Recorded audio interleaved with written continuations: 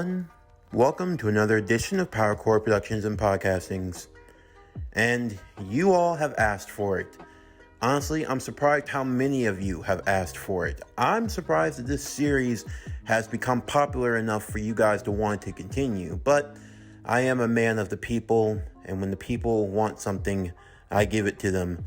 So we now continue Naruto Polaris as we go into our next phase, the Fallen Star. What if Hanabi Hyuga was born first? Part 21 of the Momoshiki arc. Not that this arc has 21 parts. It's just that within the canonical numbers of the story, this is part 21, but this is the beginning of the Momoshiki arc. Now, with part 21, we're not going to jump immediately into the story.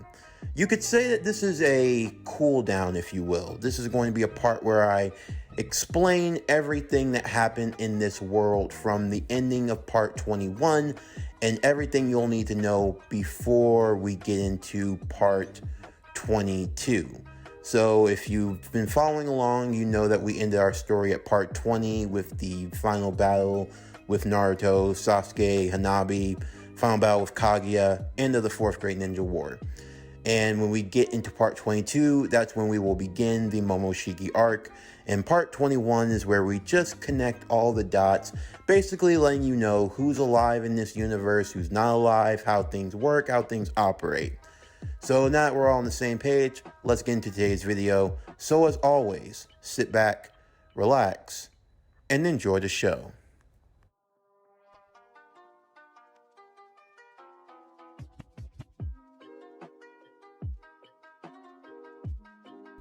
To begin our story, I'll be explaining who's going to be a part of the new generation as well as who survived from the original story. As in this timeline, things changed and were a lot different, so certain characters who died in the original story ended up surviving and making it into this reality. First and foremost, there's Asuma Sarutobi, who didn't die in his fight against Hidan and Kakuzu, so he was able to live on, marry Kurenai, and together they've raised their daughter Mirai Sarutobi. Next, there is Jiraiya, the Toad Sage, who also did not die in this timeline of events. As such, all 3 members of the legendary Sannin are still alive and well. And then finally, there's Neji Hyuga, with a stronger Hanabi being able to fend for herself in Naruto. That means that Neji does not have to sacrifice himself attempting to save Naruto and Hanabi. As such, he has survived into the main timeline as well. But now with that out of the way, let's get into the next generation. First, we have Naruto and Hanabi. No surprise here, and no surprise who their kids are, who would actually be a lot stronger in this timeline, primarily because you would be having first Naruto, as well as having Hanabi, who would be the strongest Hyuga of the Hyuga clan, both of them powered with the chakra of Hagoromo Otsutsuki, as well as Hamura Otsutsuki, the children of Kaguya. This is a very important key for both children, as you'll see later on as the story continues. Second, we have Sasuke and Karin Uchiha. Their children. First, their eldest daughter, Sarada Uchiha, who in this timeline does not have an existential crisis about who her mother is, because not only do they look alike, but that's her actual mother. Second, her younger brother, around the same age as Himawari, Sakumo Uchiha. The reason why they named him Sakumo is because it pays homage to Sasuke's first sensei, Kakashi's father, Sakumo Hatake of the Hidden Leaf. Also, Kakashi is the godfather of both Sarada and Sakumo.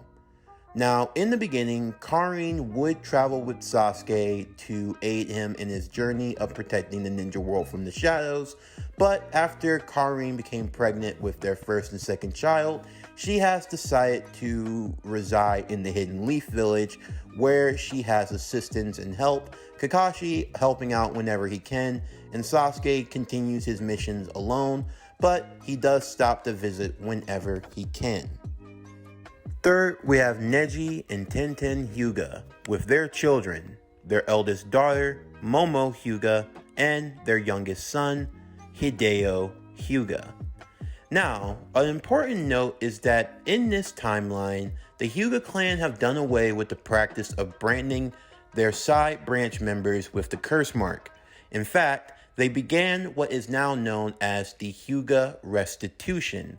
This being the process of removing the curse seals on all side branch users, the Hyuga clan finally becoming united as one clan. Instead of being headed by one individual, the Hyuga clan have a council membership of Hyugas who make decisions for the best interest of the Hyuga clan. Momo and Hideo are among the new generation who have never been branded with the curse seal. Next, we have Dosu and Sakura Haruno. Now, similar to Sai, because Dosu does not have a last name, he took the last name of his wife, Sakura. So now they are the Haruno clan.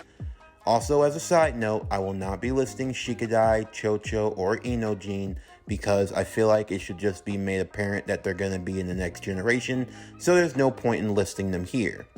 Now, this version of Sakura is much different from the Sakura that you know.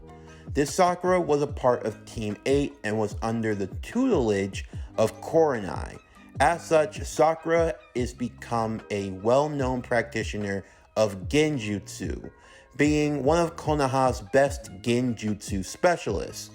And there's also Dosu, who, if you remember, survived in the original timeline and became a shinobi of Konoha. Now, the two of them have a bit of a rocky relationship in the sense that they're always bickering and arguing, but they genuinely do have love for one another. This being very apparent when Dosu sacrificed his life to save Sakura during the events of Pain's assault. As such, they got together, and this is their daughter, Siren Haruno. The reason for the name Siren is because she is not only a practitioner of Genjutsu like her mother, but she is also capable of using the Kekkei Genkai for sound release, which, as we know, Dosu is one of the few users of that Kekkei Genkai, giving her the ability to manipulate sound. And she does so like a siren using her voice. On top of that, she also has sword training from Dosu, who received sword training from Kakashi. So she has a good training tree and a good head on her shoulders. And with the assistance of her mother, her father, and even Kakashi from time to time, Siren proves to be one of the more deadlier shinobi of the next generation. The final of the new pairings, we have Rock Lee and Shizuka Lee. Now, if you remember Shizuka Nadeshiko, she comes from a filler arc in Naruto. She's from a clan of female shinobi who marry powerful male shinobi that beat them in combat as to produce strong heirs for the clan. Now, this was a relationship I had to think about, and ultimately I decided to go with this pairing mainly because I would like to start using more non-canon characters in my stories in my own way, and I feel like this could be a good pairing for the two. The way this story happened was that Rock Lee was on a mission in the Land of Iron where he encountered Shizuka. The two engaged in battle, and Rock Lee, as you would expect, was able to dominate rather easily. Because of this, Shizuka found herself smitten with Rock Lee. And Rock Lee, who was moving on from his crush over Sakura, actually took an interest in Shizuka.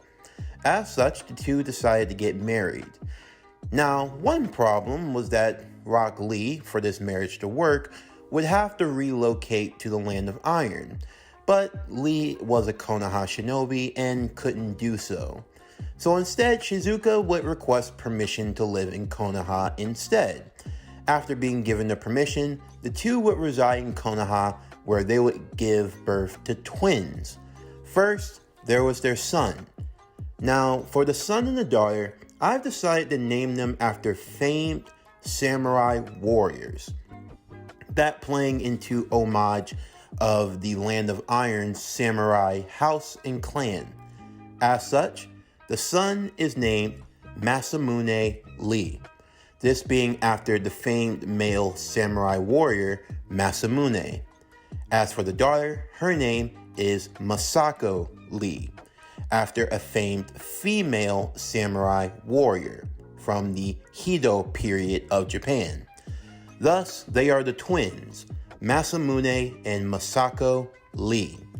While Masamune is a shinobi who is proficient in taijutsu, prefers to use weapons, more specifically a samurai sword. While the daughter, Masako, she is much like her father, Rock Lee, making her a lot more of a daddy's girl in the sense that she likes to perform taijutsu and crushing blows and strikes without the use of a weapon. However, they do still receive training from their mother in the way of the sword. These would be some of the children who would make up the next generation. In total, the next generation would have 13 children in all. 12 of them would be divided into 3-man teams. The 13th member, Sumire, as I'm sure you're all familiar with, doesn't become a shinobi per se, but instead pursues a career helping in the Konoha Science and Technological Department. As such, these would be the 12 shinobi of the next generation. These would be the teams they would be divided in, and this is the process as to how these teams were made. First, Team 7. Their captain, Konohamaru Sarutobi. The team consists of Boruto Uzumaki, Sarada Uchiha, and Mitsuki.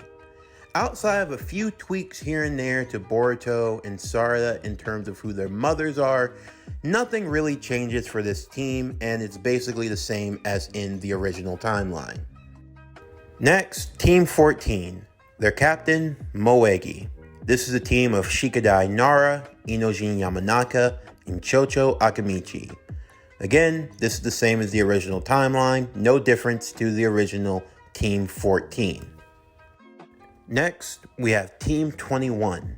Their captain, Hinata Hyuga. First, we have her niece, Momo Hyuga, followed by Masako Lee and Masamune Lee. This team primarily specializes in taijutsu. Now, all the teams here have their own specialties about them. This is why they were formed in-universe and out-universe. Team 7 specialize in ninjutsu and ninjutsu skills and training. Team 14 are especially chosen because of their cohesiveness and their teamwork, while Team 21 is chosen primarily because of their skills in taijutsu and hand-to-hand combat. Finally, we have Team 0, whose specialty would be, as you guessed, genjutsu and genjutsu evasion.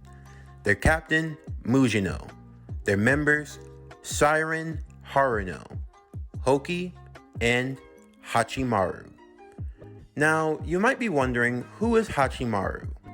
If you're aware of Masashi Kishimoto's other works besides Naruto, then you would know that following his creation of Naruto, he created a other manga series known as Samurai 8. Now, I'm not expecting you to know much about Samurai 8, but I like the character of Hachimaru and I want to use him in Boruto, but I want to give him his own unique backstory.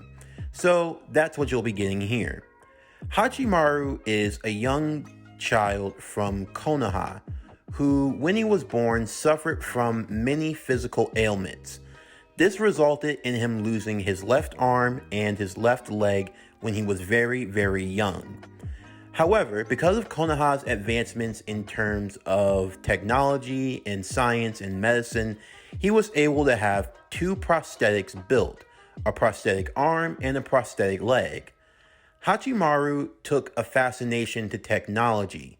Because of the use of technology, he was able to walk and to have as normal of a childhood as he could have. However, his prosthetics also have a bit of a difficulty to it. It requires him to extend more effort and energy when it comes to molding chakra and trying to be a ninja.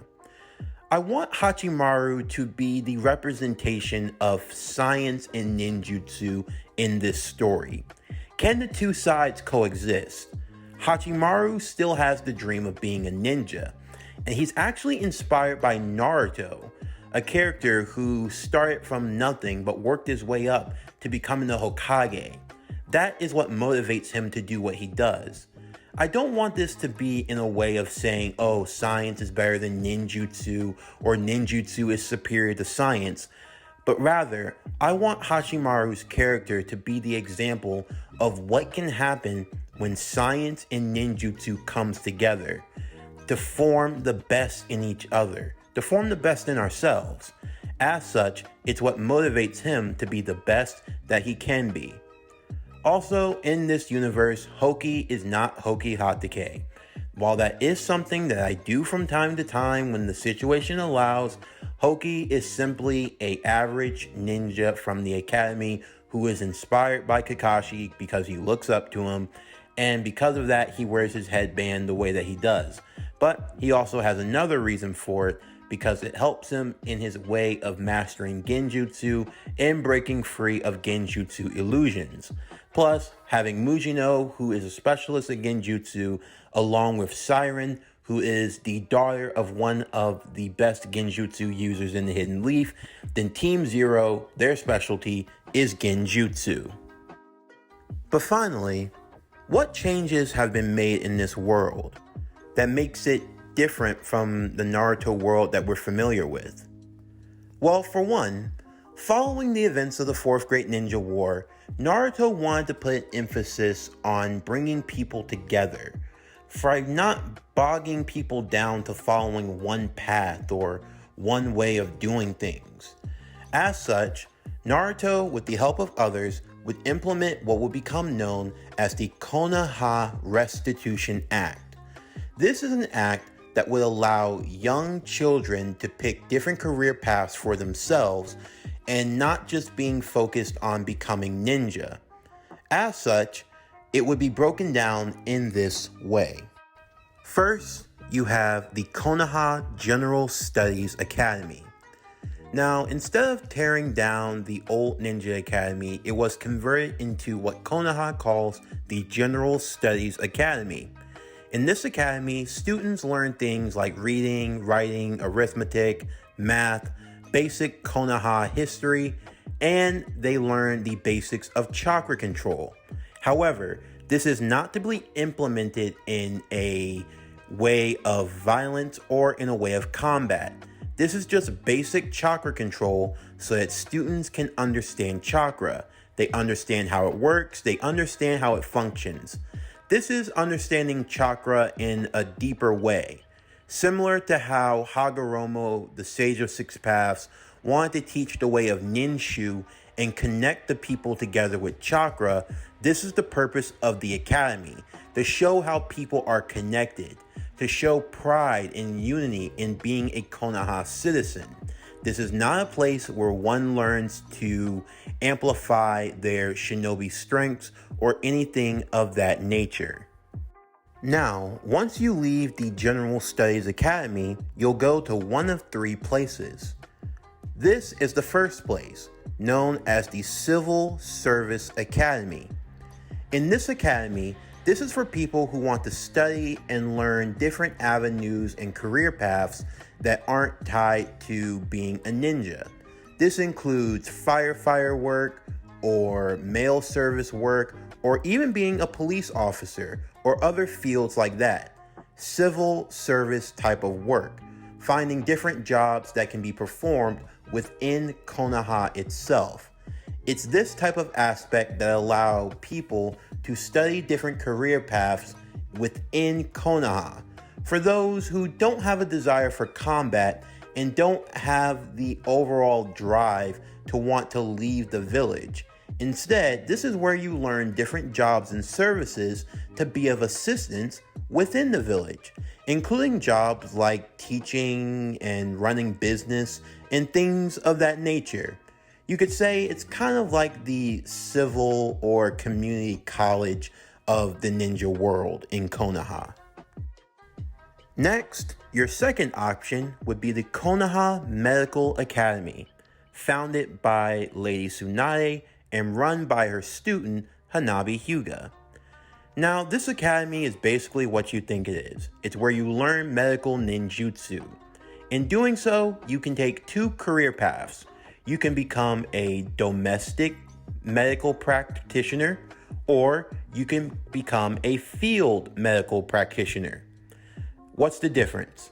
A domestic medical practitioner is someone who learns medical ninjutsu but stays within the village. Basically, you become a Konoha doctor, you study medicines, things of that nature, but your place is within the village.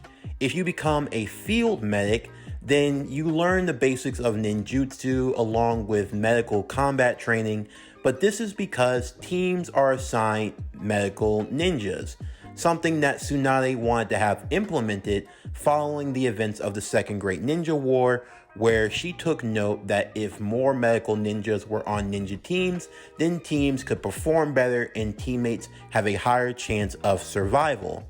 That's what this institution is for. It's not to train combatants, although you do get combat training, but remember, the role of the doctor is to survive so that they can keep their other teammates alive as long as possible. Then finally, your third option is the Konoha Ninja Academy. When you come to this academy, you learn the ways of a ninja. This is where you learn how to throw shuriken, chuck fireballs, and find new and inventive ways to kill your opponent. Now, of course, it's not that killing is supposed to be the first option, but this is essentially where Konoha's military forces are trained, raised, and bred.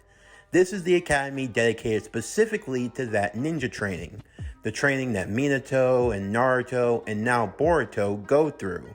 This is the training for the next generation of ninja, and potentially for the next generation of Kage to make their mark. But now, with all of that out of the way, we can now set our sights on the next phase of this story. Now that you know a little bit about the world and how it works, I ask that you stick around and you enjoy the next installment of Naruto Polaris, The Fallen Star. What if Hanabi Hyuga was born first? A story that I'm sure many of you think you know. And with recent revelations in the manga and the anime, I'm sure a lot of you have expectations of certain parts and scenes that are to come. But let me assure you, for everything that you think you know and what you think you can expect, I promise you, you ain't seen nothing. But how does our story start? Where does our story begin? Well, it starts somewhere you're probably familiar with. Two individuals, two sons, stand on the face of the seventh Hokage, a village destroyed and left in ruin all around them. Boruto, who stands alone to face his brother, Kawaki Uzumaki. He didn't think his brother would go this far. He wondered, did things really have to end this way? But deep down, he knew this was always going to be the outcome. Kawaki stands assured, red markings aligning his right arm. His left eye glows with 8 golden triangle spokes. Kawaki looks to Boruto confidently. Everything he has worked for has now been brought to fruition. He declares that the age of shinobi is over. For Boruto, maybe he can't argue with that sentiment. Maybe Kawaki is right. Even still, Boruto ties the headband of his master to his forehead. Blue markings glow along his right arm as he draws his sword. His right eye shines with the Jogan, the eye of hope. As he looks to Kawaki sternly, he takes a deep breath. His life, everything he has gone through, flashes before his eyes as he confidently declares, even if there are no more shinobi, I am still a shinobi. The two begin their clash. But how did we get to that point? What has led to this moment? Potentially Konoha's destruction. Stay tuned as the story of the fallen star begins. This concludes Naruto Polaris, The Fallen Star. What if Hanabi Hyuga was born first? Part 21, the Momoshiki arc. Stay tuned for tomorrow's video as we continue Re:Zero Avatar Lost. What if Aang was in Re:Zero Season 2, Part 3? But anyway, that's going to do it for the end of today's video. I'm Javon Harrington with PowerCore Productions and Podcastings. Signing off, and I'll see you next time.